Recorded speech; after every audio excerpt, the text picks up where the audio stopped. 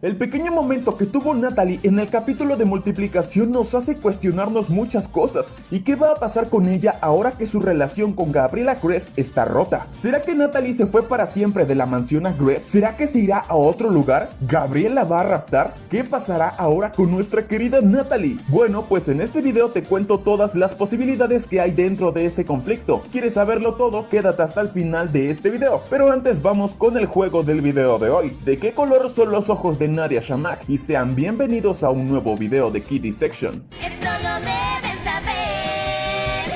Yo amo a los unicornios. ¡Kitty Section! El capítulo Evolución nos mostró finalmente que Natalie ha despertado y le ha dicho a Gabriela Crest todo lo que se merece. En aquel capítulo, Gabriel tuvo la oportunidad de salvar a Emily y también a Natalie, pero no lo hizo por su obsesión por Ladybug y Cat Noir. Natalie tenía la esperanza de que su salud mejorara. Natalie tenía la esperanza de una segunda oportunidad para vivir sin padecer alguna enfermedad, pero todas esas ilusiones fueron destruidas cuando Gabriel le dijo que el plan no funcionó. Estás bien pendejo. Bien pendejo.